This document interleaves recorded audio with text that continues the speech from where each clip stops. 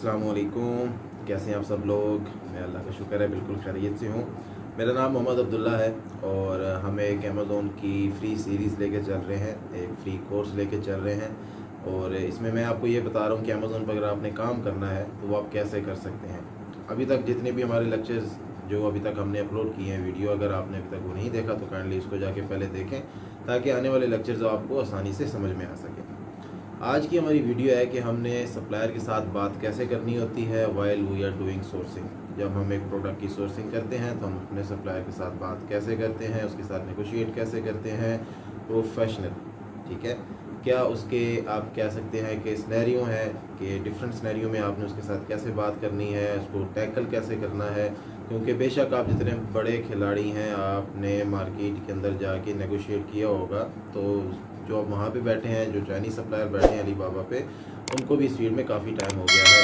ठीक है, तो आप आसानी से उनको टैकल नहीं कर सकते। तो आइडिया अच्छे से होता है कि आप किस लेवल के बंदे हैं और उनको पता चल जाता है कि आगे जो हमसे बात कर रहा है वो स्टूडेंट है, वो प्रोफेशनल है या वो कौन है।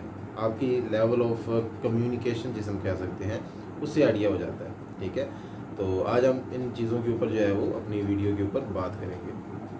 तो चलें चलते हैं वीडियो की तरफ। सबसे पहले आपने देख लेना है कि आपने फ़िल्टर्स कौन से लगाने हैं या क्राइटेरिया क्या है इसको अपने सप्लायर को फाइंड आउट करने का। आप दो तरीके से सप्लायर को फाइंड आउट कर सकते हैं। एक ये कि आप इस पे अलीबाबा पे जाएंगे, उसकी सर्च बार में अपने प्रोडक्ट का नाम लिखेंगे और आपके पास डिफरेंट जो हैं वो मैन्युफैक्चरर या सप्लायर या ट्रेडर जो हैं वो आपके पास वहाँ पे शो हो जाएंगे, जो वो प्रोडक्ट सेल कर रहे होंगे या वो प्रोडक्ट वो बना रहे होंगे, मैन्युफैक्चर कर रहे होंगे। दूसरा, जहाँ पे आपने प्रोडक्ट का नाम लिखा है लेफ़्ट साइड पे देखेंगे तो वहाँ पे ऑप्शन आएगा मैन्युफैक्चर या प्रोडक्ट। अगर वहाँ पे प्रोडक्ट है तो आपके सामने प्रोडक्ट के लिहाज से वहाँ पे आपके सामने सप्लायर आ जाएंगे, और वहाँ पे अगर आप चेंज करते हैं तो मैन्युफैक्चर भी आपके सामने, डायरेक्ट मैन्युफैक्चर जो है वो आपके सामने आ जाएंगे। उसके बाद इससे आसान हल है कि आपने एक RFQ भेजना है, रिक्वेस्ट फॉर कोटेशन। ये बहुत ही आसान तरीका है सोर्सिंग करने का, या आप ये कह लें कि आपको कहीं नहीं जाना पड़ेगा।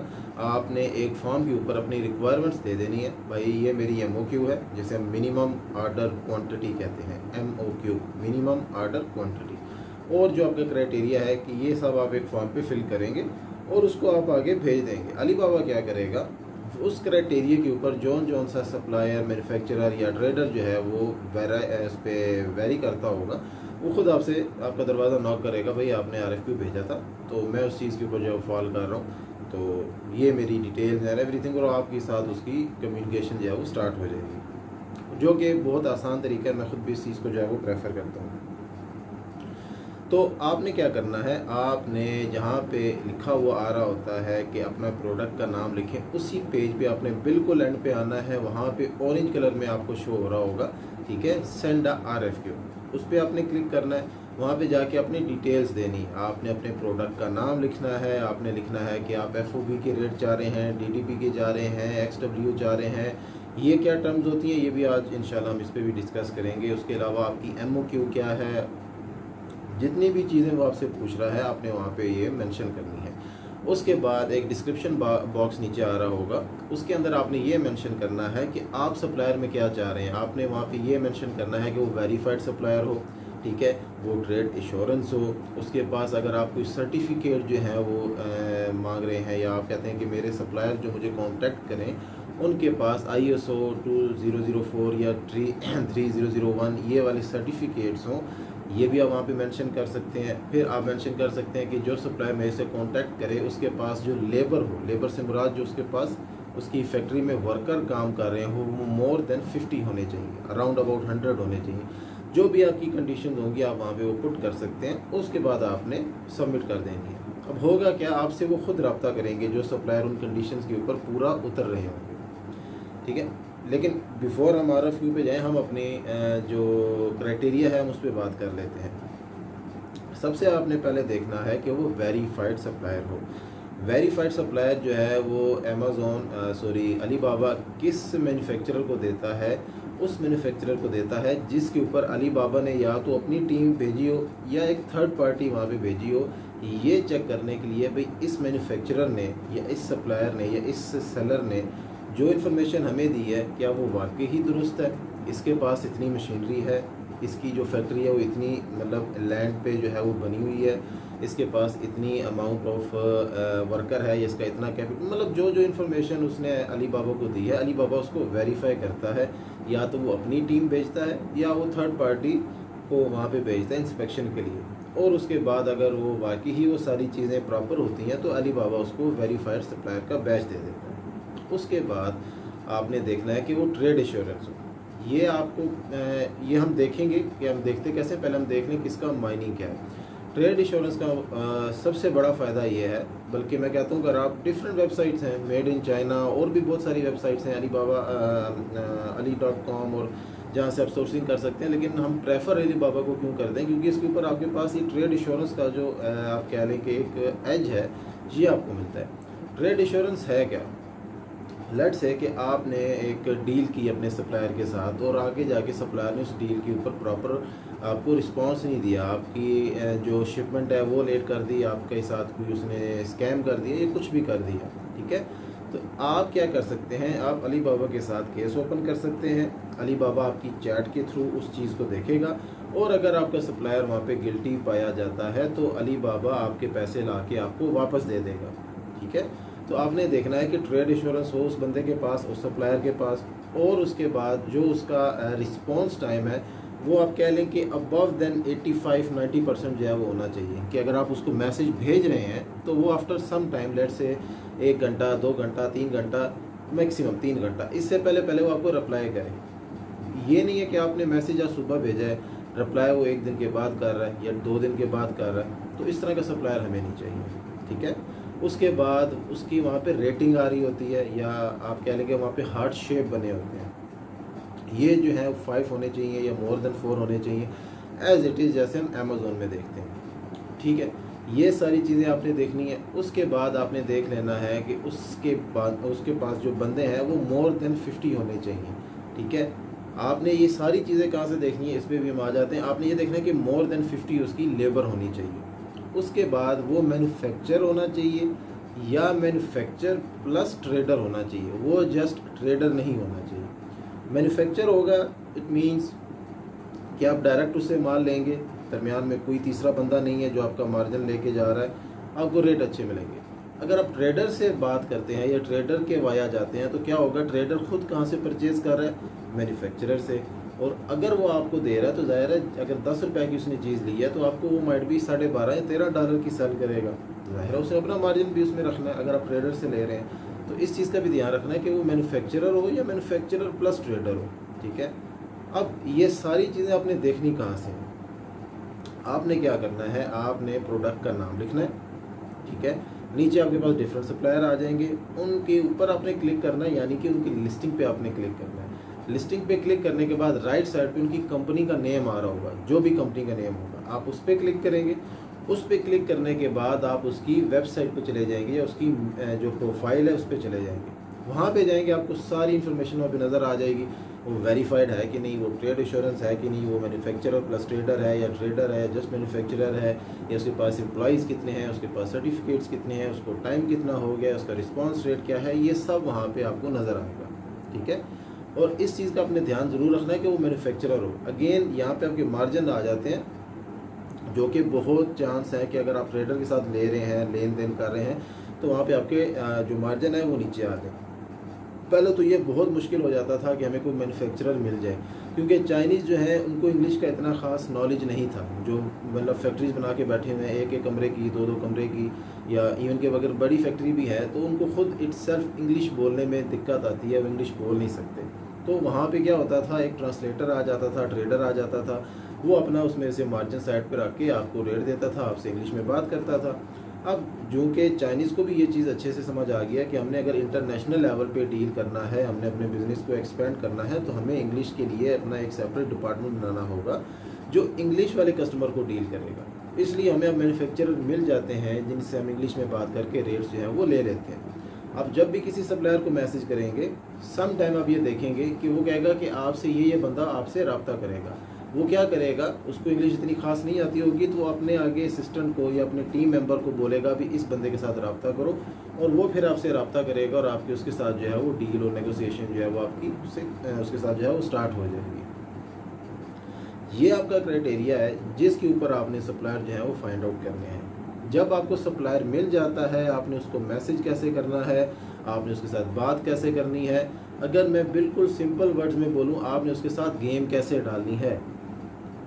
एक चीज़ हमेशा याद रखिएगा, अगर ये चीज़ आप अपने पास रख लेते हैं, बांध के रख लेते हैं, तो आपको इंशाल्लाह आगे जाके बहुत फ़ायदा होगा। चाहे आप अमेज़ोन पर काम कर रहे हैं, आप फिज़िकल बिजनेस कर रहे हैं, कि जब आप प्रॉफिट की बात करते हैं ना, आपका प्रॉफिट बेचते वक्त आप नहीं देखते, आप अपना प्रॉफिट बेचते वक्त नहीं सेट करते कि मैं 10 रुपये की चीज़ बेचूंगा, मैं 20 की बेचूंगा ना। आप अपना प्रॉफिट उस वक्त देख सकते हैं, सेट कर सकते हैं जब आप चीज़ परचेज़ कर रहे हैं। ठीक है, चीज़ जितनी अच्छी परचेज़ करेंगे और जितनी कम मतलब उसकी जो प्राइस है उसमें परचेज़ करेंगे, उतना अच्छा मार्जिन होगा। एक चीज़ मार्केट में सेल हो रही है $15 की, आप कहते हैं कि भाई मैं $20 की जो है वो सेल करूँगा, मुझे तो ये मतलब अगर ये चीज़ मुझे लेट से पड़ रही है $8 की, मैं इसको 15 पे नहीं, मैं इसको 20 पे सेल करूँगा, मेरा प्रॉफिट ज़्यादा आएगा। होगा क्या, कोई परचेज़ ही नहीं करेगा। क्यों भाई, मार्केट में जो एवरेज प्राइस जा रही है वो $15 है और आप 20 पे जाके सेल कर रहे हैं, कोई क्यों आपसे परचेज़ करेगा। आप 15 पे भी आ जाएंगे, कोई मसला नहीं, ठीक है, लेकिन वो आप तब आएंगे जब उस पर आपको मार्जिन आ रहे होंगे। तो हमेशा इस बात का आपने अपने माइंड में रखना है कि अगर आप $8 की चीज़ लेके 15 पे सेल कर रहे हैं तभी आपको प्रॉफिट आ रहा है, 20 पे भी सेल करेंगे तो आएगा, लेकिन बहुत कम लोग होंगे जो आपकी प्रोडक्ट परचेज़ करेंगे। भाई एवरेज प्राइस को देखती है आवाम, बेशक आप क्वालिटी अच्छी दे रहे हैं, सारा कुछ है, लेकिन आपने थोड़ी सी प्राइस इंक्रीज़ कर सकते हैं, एक एक्सपेरिमेंट कर सकते हैं, लेकिन आउट ऑफ द लीग आपने नहीं जाना, बहुत ज़्यादा आगे आपने नहीं जाना। अगर आपका $8 का प्रोडक्ट है जो आपको पड़ रहा है, हर चीज़ निकाल के, आपकी शिपमेंट निकाल के, आपकी हर जो आपको खर्चा आया पैकेजिंग का, लेबलिंग का, वो सब निकाल के आपको $8 पड़ रहा है एक प्रोडक्ट का, और एवरेज उसकी प्राइस जो है वो जा रही है $15, और आपकी क्वालिटी भी अच्छी है, उस पर भी आपने कंप्रोमाइज़ नहीं किया, तो यकीन माने आपको बहुत अच्छी सेल आएगी। इवन कि आप $15 से नीचे भी कर देंगे तो भी आपको सेल आएगी, आपको प्रॉफिट जो है वो अच्छा आएगा। लेकिन आप ये बोलें कि भाई मुझे चीज़ जितनी मर्ज़ी की पड़ती है, 8 की नहीं 10 की पड़ जाए, 12 की पड़ जाए, मैं 15 की सेल करूँगा, मुझे $3 आ जाएंगे, मैं 16 की करूँगा, 18 की करूँगा, मेरे भाई ये आपकी सोच बिल्कुल गलत है। माइट भी आपने प्रोडक्ट $12 का परचेज़ किया है, आप $15 पे सेल कर रहे हैं, एक पुराना सेलर आके बैठा है वहाँ पे, वो देख रहा है कि यार मेरी रोज़ की 15 सेल आती थी, 20 सेल आती थी, अब मेरी सेल अचानक कम होना स्टार्ट हो गई है। वो मार्केट को ऑब्जर्व करेगा, मार्केट में जाके देखेगा भी एक नया सेलर आया और उसने भी सेम प्रोडक्ट लगाया हुआ और मेरे साथ उसकी प्राइस जा रही है, तो वो क्या करेगा, वो अपनी प्राइस को कम कर देगा, वो $14 पे आ जाएगा। आप कहेंगे यार $14 पे तो मैं भी आ सकता हूँ, मैं भी आ जाता हूँ। वो 13.5 पे आएगा, आप कहेंगे यार 13.5 पे तो मैं भी आ सकता हूँ, मैं 13 पे आ जाता हूँ। जब आप 13 पे आ जाएंगे ना, वो 12.5 पे आ जाएगा। अब हो क्या रहा है, आपका और उसका कंपटीशन स्टार्ट हो गया। आप 12.5 की कैसे सेल करेंगे, या आप 13 की भी कैसे सेल करेंगे, जब खुद आपको $12 का प्रोडक्ट पड़ रहा है, तो इट मीन्स के $12 का आपको प्रोडक्ट पड़ रहा है, आप $13 का सेल कर रहे हैं, पर यूनिट $1 आप कमा रहे हैं। तो वो अगेन वही बात आ जाती है जो आपको शुरू में मैंने बताई थी कि अगर आपने इतना ही प्रॉफिट कमाना है तो वो जो इन्वेस्टमेंट आप अमेज़ोन पे लगा रहे हैं वो पाकिस्तान में लगाएं, यहाँ पे और बेहतरीन कारोबार पड़े हुए हैं जिनके ऊपर आप वो इन्वेस्टमेंट लगा के अच्छा अपना इनकम जो है वो जनरेट कर सकते हैं। और अगर मैं थोड़ा और इसको एक्सप्लेन करूँ, $12 का आपको प्रोडक्ट पड़ रहा है, हर चीज़ निकाल के, सोर्सिंग वगैरह सारा कुछ निकाल के, और आप $13 का या $14 का आप सेल कर रहे हैं, तो भी जो ऊपर का $2 है वो आपको प्रॉफिट नहीं आएगा, आप लॉस में ही हैं। क्यों, जाहिर है आप अपनी पीपीसी भी चला रहे हैं, आप उसको अपने खुद को रैंक भी तो करना है ना। पीपीसी हम कभी बंद नहीं करते, जैसे हम इस पे अमेज़ोन की ज़ुबान में पे पर क्लिक कहते हैं, इंशाल्लाह आने वाली वीडियो में उस पर भी बात करेंगे। आप अपनी एडवर्टाइजमेंट चला रहे हैं तो उस पर भी आपको खर्चा आ रहा है ना, तो वो आपने कहाँ से देना है, वो आपने अपनी सेल में से ही देना है। तो मेरे भाई वो जो $2 आपको या $1 बच रहा है वो भी बच नहीं रहा, वो भी ये पीपीसी लेके जा रही है आपका। तो आपने हमेशा इस चीज़ का ख्याल करना है कि आपने जो अपना मार्जिन सेट करना है वो बेचते वक्त नहीं सेट करना, ख़रीदते वक्त सेट करना है। इस सोर्सिंग के ऊपर जितना टाइम लगा लेंगे, अच्छे से सोर्स कर लेंगे, नेगोशिएट कर लेंगे, टैकल कर लेंगे, उतना आपके लिए अच्छा होगा, ताकि आगे जाके आपको इशू ना आए कि आप अपना जो प्रोडक्ट है वो 15 का सेल कर रहे हैं, आपको कल को प्राइस कम भी करनी पड़ जाए, उनके 10 तक भी आना पड़ जाए तो आप आ जाएंगे। आप कहेंगे भाई मुझे प्रॉफिट थोड़ा होगा, कोई मसला नहीं, मैं अपने कंपेटिटर के साथ कम्पीट कर जाऊँगा, मुझे कोई टेंशन नहीं। अगर वो 10 से भी नीचे आता है, और वो तब आप कर सकते हैं कि जब आपने सोर्सिंग अच्छी की होगी। आप कहेंगे मेरी हद लिमिट जो है ना वो $8 है या $7.5 है, यहाँ तक मैं अपनी प्राइस को कम कर सकता हूँ, मुझे प्रॉफिट होगा, चाहे थोड़ा हो, आधे डॉलर का हो, $1 का हो। ज़ाहिर प्राइस कम होगी तो प्रॉफिट भी तो कम होगा ना। बेशक $15 के ऊपर आपको $4 या $5 बच रहे हैं कि अगर आप $15 का अपना प्रोडक्ट सेल कर रहे हैं, लेकिन जब आप $9 पे आ जाते हैं या $8 पे आ जाते हैं, आपको प्रॉफिट माइट भी लेस देन $1 हो जाएगा। लेकिन कोई इशू नहीं, आपको प्रॉफिट आ रहा है तो वो भी प्राइस आप तभी कम कर सकते हैं जब आपने सोर्सिंग अच्छी की हो। इंशाल्लाह आने वाली वीडियो जो है वो काफ़ी लंबी हो जाती है। आने वाली वीडियो में हम बात करेंगे कि आप सोर्सिंग करते वक्त अपने सप्लायर के साथ डील कैसे करते हैं, नेगोशिएट कैसे करते हैं, प्रोफेशनली उससे बात कैसे करते हैं, उसके सवालों का कैसे जवाब देते हैं और आपने उससे क्या क्या पूछना होता है। ये इंशाल्लाह आने वाली वीडियो में हम डिस्कस करेंगे। अगर आपको मेरी वीडियो पसंद आए, हमारी ये सीरीज़ आपको पसंद है तो काइंडली मेरे चैनल को सब्सक्राइब करें, वीडियो को लाइक करें, शेयर करें। इंशाल्लाह आने वाले टाइम में अभी हम लेके चल रहे हैं अमेज़न प्राइवेट लेबल। हम इसके ऊपर अमेज़न ऑनलाइन आर्बिट्राज भी लेके आएंगे, आप दराज पे कैसे काम कर सकते हैं उस पर भी बात करेंगे, और जितना भी ई कॉमर्स से रिलेटेड स्टफ़ है या बिज़नेस से रिलेटेड जितनी भी चीज़ें हैं इंशाल्लाह जो मेरा एक्सपीरियंस है मैं आपके साथ शेयर करूँगा। चाहे उसमें मुझे नुकसान हुआ हो, मुझे फ़ायदा हुआ हो, लेकिन मैंने जो इससे सीखा है इंशाल्लाह वो मैं यहाँ पे शेयर करूँगा, ताकि जो स्टूडेंट इस फील्ड में आना चाहते हैं या इस फील्ड के अंदर काम कर रहे हैं उनको कोई इशू ना आए। और अगर इशू आ रहा है तो वो मेरी वीडियोस को देखते हुए या मेरे एक्सपीरियंस को यूज़ करते हुए उससे टैकल कर सके, उससे बाहर आ सके। Thank you so much.